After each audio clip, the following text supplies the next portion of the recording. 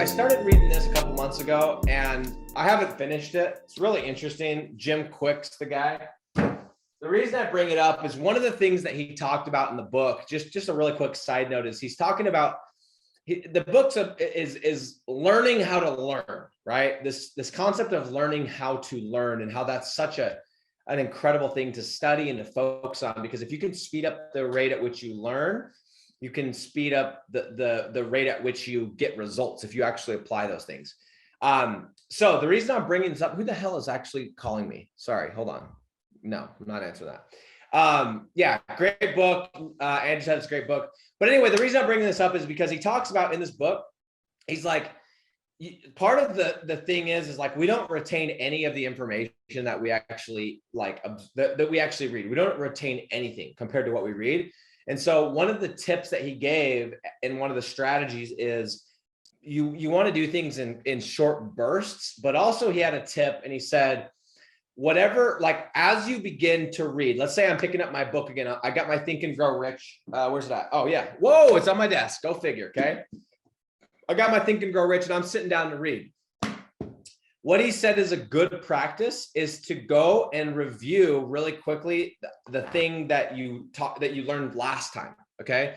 And so anyway, if you guys were on the call last week, I hope you took some notes, and it doesn't mean it had to be something I said, but it could have been something that just came to your mind. I said something that triggered another thought, and then boom, you had this inspiration. And I hope you wrote those things down. And then what I would suggest that you do is go and review those things as we build upon what we're learning.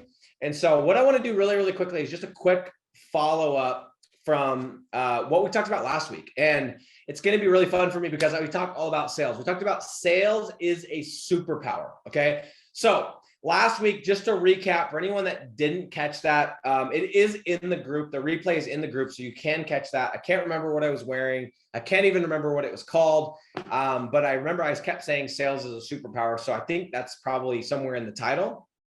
But what we talked about, we focused a lot of time on is why it's worth spending the time to go and develop the skill set called sales. Okay. I talked about what it actually is.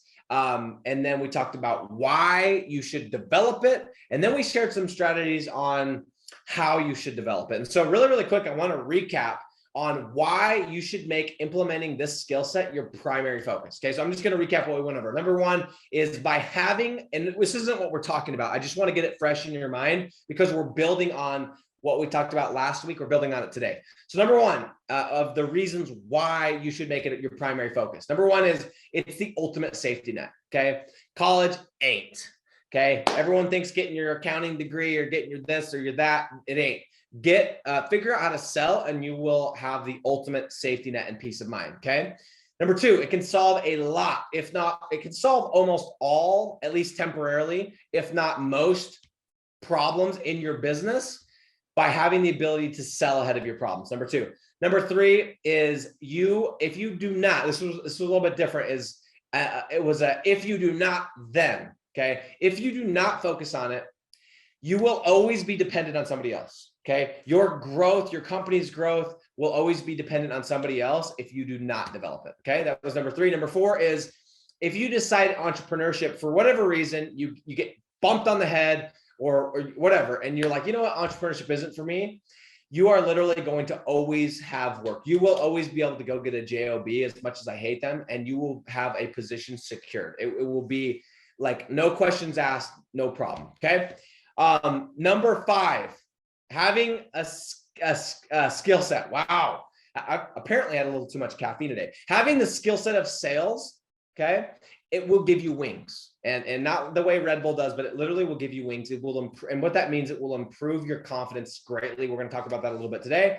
Number six, you'll never have to worry about having enough ever again. I know I've talked to a few of you guys personally one-on-one, and like you've shared some of your whys, you've shared some of your long-term success, and some of you guys have grown up in these households or around people where you've never had enough. Okay. And one of your whys is you don't want your kids, you don't want to have to keep going through that, or you don't want to have your kids or your spouse or your loved ones or whatever have to go through that. Okay. You will never have to worry about having enough if you develop that skill set. Number 7, you will answer to no one.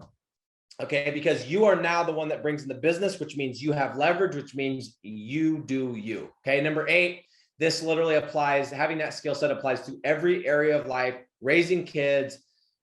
If you're still in the dating world, slaying the dating game is something that I wrote down. And then lastly, number 9, and probably my favorite, is because it's a freaking high and it is legal, which is mind blowing. If you don't know what I'm talking about, you don't have enough sales, or you don't have a sale, because you would know what I'm talking about.